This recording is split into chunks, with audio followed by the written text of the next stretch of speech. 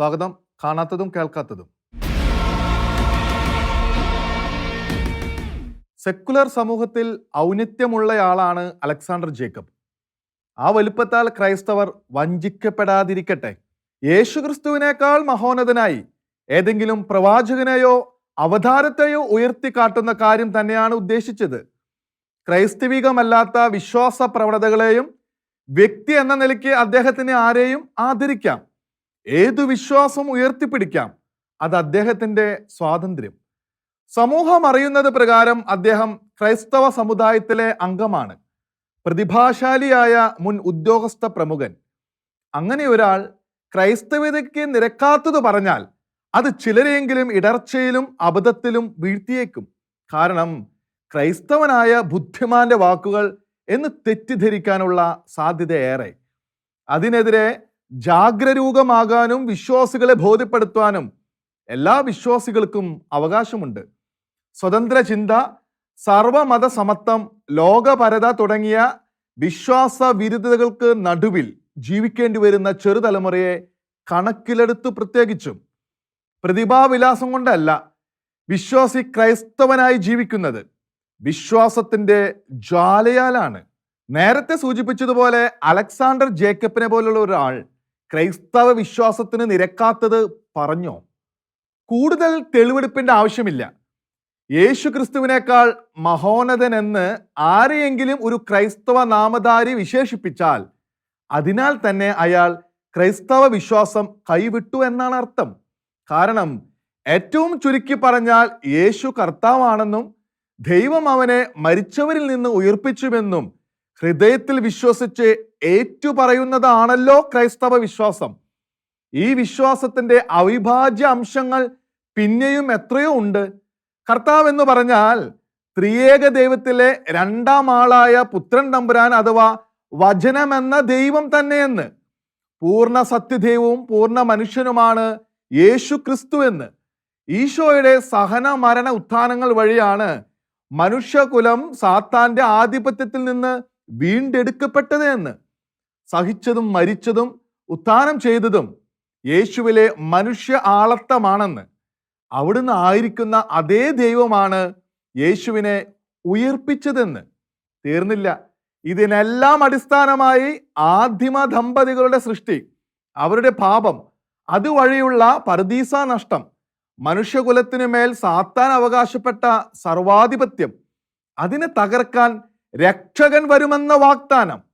ആ രക്ഷകനാണ് കന്യകയിൽ നിന്ന് ജാതനായ യേശു ക്രിസ്തു എന്ന ഈശോ മിശിഹ എന്ന അദർഘ്യമായ പരമസത്യം. ഇങ്ങനെ വേറെയും എത്രയെത്ര അംശങ്ങൾ. ഇവയിൽ ഒന്നോ ചിലതോ തള്ളിപ്പറഞ്ഞ ശേഷം മിച്ചം കിട്ടുന്നതല്ല ക്രൈസ്തവ വിശ്വാസം. അത് ബോധ്യപ്പെടാൻ വേണ്ടത് വിശ്വാസം എന്ന ജ്വാലയാണ്. ഉന്നതമായ ലോകവിജ്ഞാനമോ ബുദ്ധിമാനമോ അല്ല. സൃഷ്ടാവും സൃഷ്ടികളുടെ അടിത്തറയും പരിപാലകനുമായ ദൈവം തന്നെയാണ് യേശു ക്രിസ്തു എന്നതിൽ സംശയമുള്ള ഒരാളും ക്രൈസ്തവ വിശ്വാസിയല്ല.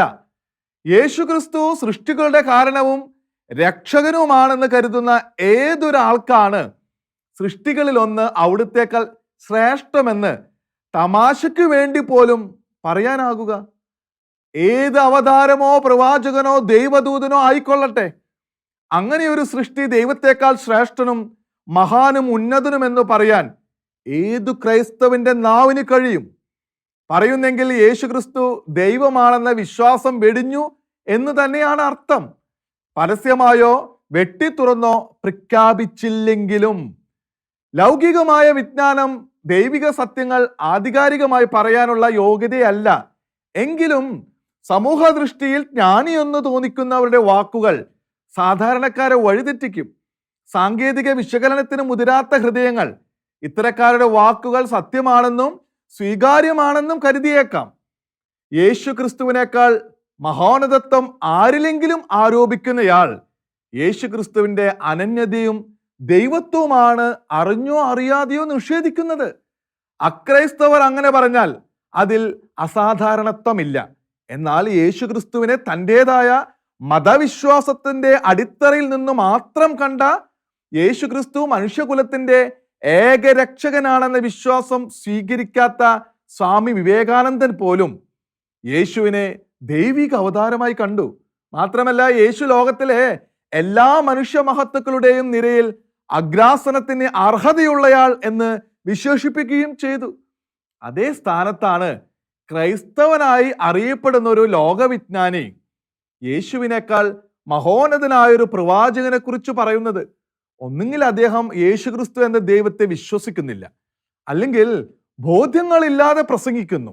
രണ്ടായാലും ക്രൈസ്തവ വിശ്വാസികൾക്ക് അംഗീകരിക്കാൻ കഴിയാത്ത വാക്കുകൾ. ദൈവത്തെക്കാൾ മഹോന്നതനായ മറ്റൊന്നിനെ കാണാൻ മടിക്കാത്ത ചരിത്രം മനുഷ്യനുണ്ട്. ക്രൈസ്തവ വിശ്വാസപ്രകാരം സർപ്പത്തെ ഹൗവ ദൈവത്തെക്കാൾ മഹോന്നതനും സത്യസന്ധനുമായി കണ്ടതിന്റെ ഫലമാണല്ലോ ഇന്നത്തെ മനുഷ്യാവസ്ഥ.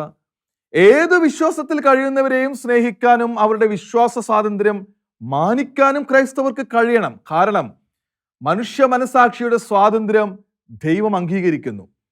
അതുകൊണ്ടാണ് ബലം പ്രയോഗിക്കാതെ ബോധ്യവും വിശ്വാസവും സൃഷ്ടിച്ച് അവരെ വീണ്ടെടുക്കുവാൻ യേശുവിന് ഭയങ്കരമായ പീഡകളുടെ വഴിയെ പോകേണ്ടി വന്നത്, മറ്റൊരു വഴി ഇല്ലാതെ വന്നത്. യേശു എല്ലാവർക്കും വേണ്ടിയാണ് ജാതനായി സഹിച്ചു മരിച്ച് ഉത്ഥാനം ചെയ്തതെന്ന വസ്തുത എല്ലാവരെയും സ്നേഹിക്കാൻ ക്രൈസ്തവരെ ബാധ്യസ്ഥരാക്കുന്നുണ്ട്. പക്ഷേ അതിനർത്ഥം യേശു ക്രിസ്തുവിന്റെ ദൈവത്വവും അനന്യമായ രക്ഷകത്വവും തള്ളിപ്പറയുന്ന വിധം മറ്റെന്തിനേയും മറ്റാരെയും ആശ്ലേഷിക്കാമെന്നല്ല. അത് ചെയ്താൽ പിന്നെ അവർക്ക് യേശു ദൈവമല്ല, രക്ഷകനുമല്ല. നാസ്തികവാദികളും തിരുസഭാ വിമർശകരും എന്തും പറഞ്ഞോട്ടെ, വിശ്വാസികൾ കാര്യം മറക്കാതിരുന്നാൽ മതി. പിശാചിനെ യേശുവിനോടും മനുഷ്യരോടുമുള്ള പകയ്ക്കും അസൂയയ്ക്കും അളവില്ല. അത് നിമിത്തമുള്ള ദ്രോഹത്തിന് അറുതിയുമില്ല. ആ പകയും അസൂയയുമാണ് തിരുസഭയുടെ ശുശ്രൂഷകൾക്കും വൈദികർക്കുമെതിരെയുള്ള പ്രചാരണങ്ങളിൽ വെളിപ്പെടുന്നത്. ധ്യാന കേന്ദ്രങ്ങൾക്കും വചന ശുശ്രൂഷകർക്കും എതിരെയുള്ള തരംതിരിവില്ലാത്ത ദുഷ്പ്രചാരണങ്ങളും അതിന്റെ ഫലം. അതിൽ പെടുന്നതാണ് കൃപാസനം ധ്യാന കേന്ദ്രത്തിനെതിരെയും നടക്കുന്ന തുടർച്ചയായ പ്രചാരണം. നാസ്തികരുടെ വിമർശനം സ്വാഭാവികം. കാരണം സ്വഭാവാതീതമായ രോഗശാന്തിയും മറ്റ് അനുഗ്രഹങ്ങളും മനസ്സിലാക്കാനോ അംഗീകരിക്കാനോ അവർക്ക് കഴിവില്ല. എന്നാൽ ക്രൈസ്തവരെന്ന് ഭാവിക്കുന്ന സഭാശത്രുക്കളുടെ കാര്യമോ? അവരെന്തുകൊണ്ടാണ് ധ്യാന കേന്ദ്രങ്ങളിൽ എത്തുന്നവരുടെയും അനുഗ്രഹസിദ്ധിയിൽ വിശ്വസിക്കുന്നവരുടെയും യുക്തിബോധത്തെ പാടെ നിന്ദിക്കുന്നത്? അത്ഭുതമൊന്നുമില്ല. സാക്ഷാൽ ദൈവപുത്രനെ ഉഡായിപ്പുകാരനെന്ന് ഇസ്രയേലിലെ കപടഭക്തർ ആക്ഷേപിച്ചെങ്കിൽ ദുഷ്ടസ്വാധീനത്തിൽപ്പെടുന്നവർ കൃപാസനത്തെയോ പരിശുദ്ധാത്മാവ് പ്രവർത്തിക്കുന്ന മറ്റ് ധ്യാനാലയങ്ങളെയോ ഉഡായിപ്പ് കേന്ദ്രമെന്ന് വിളിക്കാൻ എന്തു തടസ്സം? എങ്കിലും ഇത്തരം പ്രചാരണത്തിന് പിന്നിൽ തങ്ങൾ മാത്രമാണ് യുക്തിബോധമുള്ളവരെന്ന അഹന്ത, ശുശ്രൂഷകരോടുള്ള അസൂയ, ജീവിക്കുന്ന യേശു ക്രിസ്തുവിനെയും വചനത്തിന്റെ ജീവദായകത്വത്തെയും കുറിച്ച് ബോധ്യമില്ലായ്മ, അസൂയയും പകയുമുള്ള ദുഷ്ടശക്തിയുടെ സ്വാധീനം എന്നിങ്ങനെ പലതുമാകാം. യേശുവിൻ്റെ രക്ഷാശക്തി വഴി, തിരുസഭയുടെ ശുശ്രൂഷ വഴി മനുഷ്യർ സൗഖ്യവും മോചനവും രക്ഷയും നേടുന്നതിലാണ് ദുഷ്ടശക്തിക്ക് പകയും അസൂയയും. അത് തടയാനാണ് അവൻ്റെ സർവശ്രമവും. അതുവഴി ലക്ഷ്യമിടുന്നത് മനുഷ്യന്റെ ദുരിതം. കാലയളവിൽ അവൻ അതിനുള്ള ഉപകരണങ്ങളാണ് ചില ഫേസ്ബുക്ക് പേജുകളും യൂട്യൂബ് ചാനലുകളും അവയ്ക്ക് പിന്നിലും മുന്നിലും പ്രവർത്തിക്കുന്നവരും. യുക്തി ഭാവിച്ച് അവർ ചോദിക്കുന്നു, എന്തുകൊണ്ട് ധ്യാന കേന്ദ്രങ്ങളിൽ മാത്രം രോഗശാന്തിയും മറ്റും? അത് സത്യമെങ്കിൽ എന്തുകൊണ്ട് ഇത്തരം ധ്യാന കേന്ദ്രങ്ങളുള്ള സഭ ആശുപത്രികൾ നടത്തുന്നു? എന്തുകൊണ്ട് മാർപ്പാപ്പയുടെ മുട്ടുവേദന മാറ്റുന്നില്ല? ഇത്തരം ചോദ്യങ്ങളുടെ ഉത്തരം മുമ്പും പറഞ്ഞിട്ടുള്ളവ. കേട്ടാലും അറിഞ്ഞാലും പിന്നെയും ഇക്കൂട്ടർ ഇതേ ചോദ്യം ചോദിക്കും. പുതിയതായി ആരെയെങ്കിലും ആശയക്കുഴപ്പത്തിലാക്കാൻ കഴിയുമോ എന്ന ലാക്കോടെ.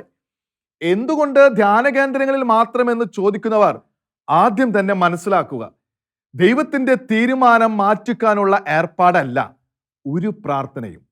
സർവജ്ഞാനിയായ അവിടത്തേക്ക് തന്റെ തീരുമാനം തിരുത്തുകയോ മാറ്റുകയോ ചെയ്യേണ്ടതില്ല. അത് ചെയ്യിക്കാൻ ആർക്ക് സാധ്യവുമല്ല. ഓരോ വ്യക്തിയെയും കുറിച്ച് ദൈവത്തിന് ക്ഷേമ പദ്ധതിയുണ്ടെന്ന് തിരുവചനം ഗ്രഹിച്ചിട്ടുള്ളവർക്ക് അറിയാം. എന്നാൽ അവിടുന്ന് വ്യക്തിക്കായി നിനച്ച ആ അനുഗ്രഹങ്ങളെല്ലാം ആദാമിന്റെ മക്കൾക്ക് അതേപടി ലഭിക്കണമെന്നില്ല.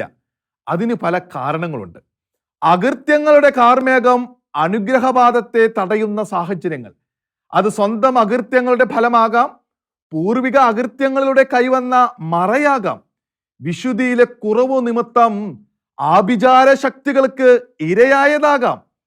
ചിലപ്പോഴെങ്കിലും ഇതിൽ നിന്ന് വ്യത്യസ്തമായി ദൈവം വ്യക്തികളിൽ തന്റെ പ്രവൃത്തി വെളിപ്പെടുത്താൻ ലക്ഷ്യമിട്ട പദ്ധതിയാകാം.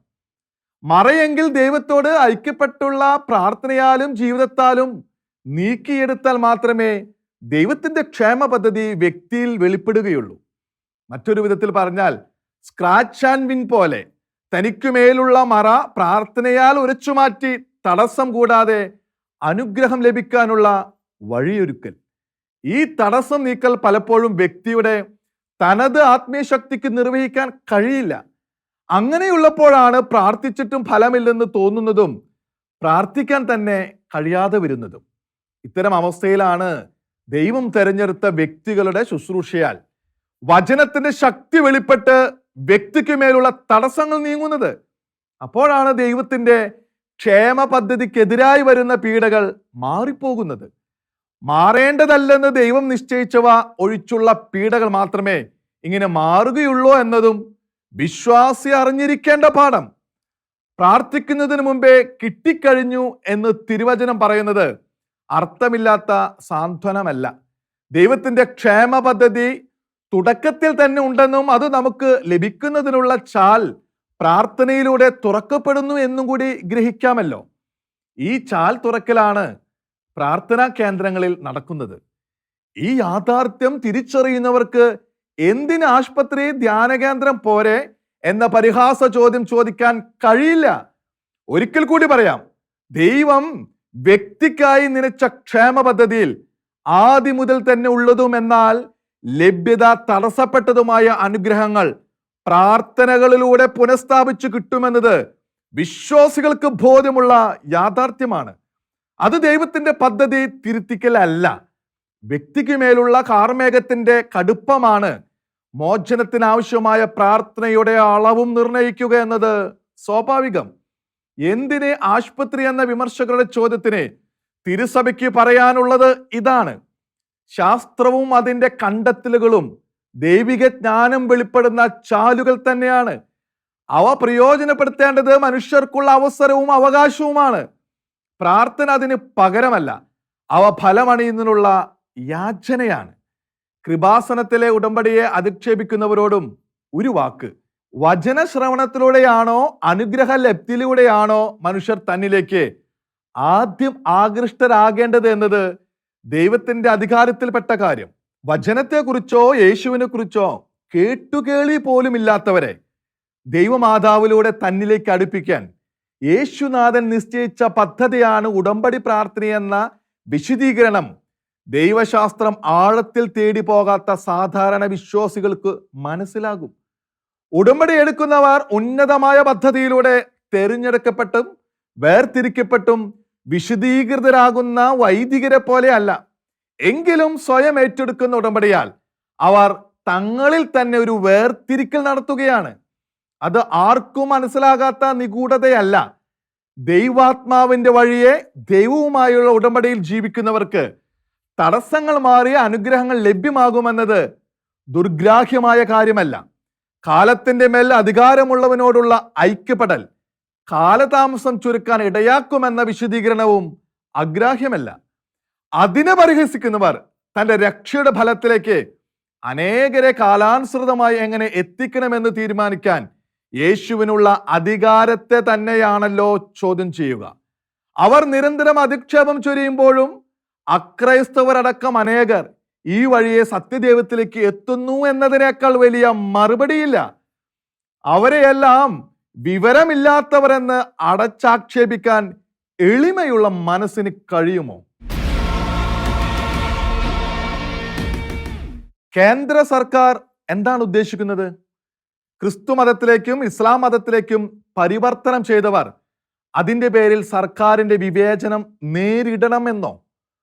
ദളിത് വിഭാഗത്തിൽ നിന്ന് മതം മാറി ക്രൈസ്തവരും മുസ്ലിങ്ങളും ആയവർക്ക് പട്ടികജാതി പട്ടികവർഗ പദവി നൽകേണ്ടതില്ലത്രേ. കഴിഞ്ഞ ദിവസം പരമോന്നത കോടതിയിൽ സർക്കാർ കൈക്കൊണ്ട നിലപാട് സംശയമുളവാക്കുന്നു. സത്യത്തിൽ സംശയിക്കാനില്ല, ഇത് RSS നിലപാടിന് വഴങ്ങിയ നടപടിയാണ്. അതിന് പറഞ്ഞ ന്യായം ഈ ഘട്ടത്തിൽ വിചിത്രം തന്നെ. നൂറ്റാണ്ടുകളായി ഹൈന്ദവ സമൂഹത്തിൽ ദളിതർ അനുഭവിച്ചിരുന്ന ദുരവസ്ഥ ക്രിസ്തുമതത്തിലേക്കും ഇസ്ലാം മതത്തിലേക്കും മാറിയ ദളിതർക്ക് സമൂഹത്തിൽ ഉണ്ടെന്ന് പറയാൻ ആധികാരിക വിവരങ്ങളില്ലെന്ന്. ഈ നിലപാട് വേറെയും ചോദ്യങ്ങൾ ഉയർത്തുന്നു.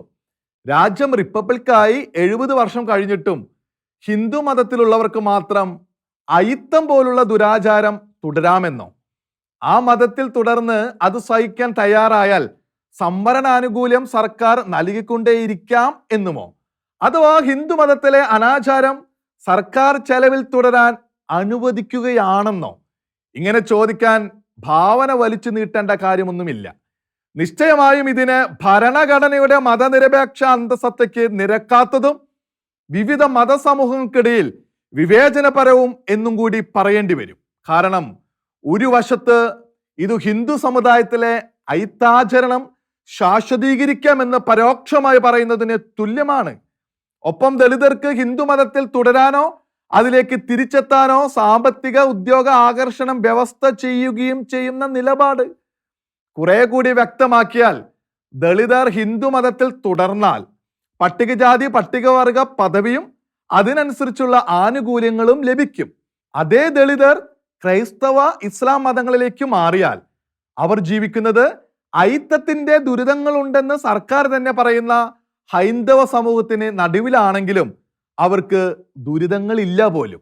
അതിനാൽ പട്ടികജാതി പട്ടികവർഗ പദവിയും സംരക്ഷണവും ഇല്ല.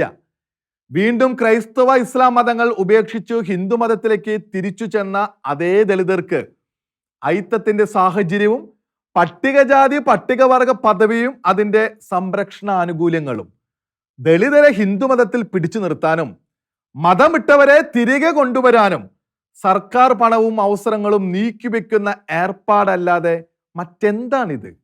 ഇതാണ് ഇക്കാലം അത്രയും നിലനിന്നത്. ഇത് ദളിതരുടെ മതസ്വാതന്ത്ര്യത്തിന്മേലുള്ള പരോക്ഷ നിയന്ത്രണം കൂടിയല്ലേ? ഇഷ്ടമുള്ള മതം അവർക്ക് സ്വീകരിക്കാനാവില്ല. ഹിന്ദു മതത്തിലാണെങ്കിൽ മാത്രം സർക്കാർ സംരക്ഷണം നൽകുമെന്ന്. കേവലം തർക്കത്തിന്റെ വിഷയമല്ലിത്.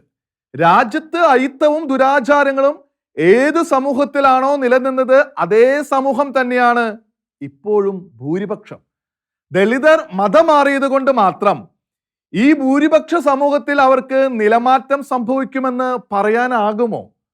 മുന്നോക്ക വിഭാഗത്തിലെ പിന്നോക്കക്കാർക്ക് സംവരണം ഏർപ്പെടുത്താനുള്ള മനുഷ്യത്വവും നീതിബോധവും കാട്ടിയ സർക്കാർ ദളിത് ക്രൈസ്തവ മുസ്ലിം വിഭാഗങ്ങളുടെ കാര്യത്തിൽ ഇത്തരം നിലപാട് സർക്കാർ എടുക്കാൻ പാടില്ലായിരുന്നു. അതും ആരുടെയെങ്കിലും ഭീഷണിയുടെ പേരിൽ. മുൻ പറഞ്ഞ വിഭാഗങ്ങൾക്ക് കൂടി സംരക്ഷണം നൽകുന്ന വിധത്തിൽ നിലപാട് തിരുത്തപ്പെടുക തന്നെ വേണ്ടതാണ്. അല്ലെങ്കിൽ ഒരു സമുദായത്തിന് മാത്രം ദുരാചാരം തുടരാം, അതിന്റെ ചെലവ് സർക്കാർ വഹിച്ചുകൊള്ളും. മതം മാറിയ ദളിതരെ ശിക്ഷിക്കുന്നു എന്ന പരോക്ഷ മൗന പ്രഖ്യാപനമാണ് പുറത്തേക്ക് മുഴങ്ങുക. കാണാത്തതും കേൾക്കാത്തതും അടുത്ത ആഴ്ച ഇതേ സമയം.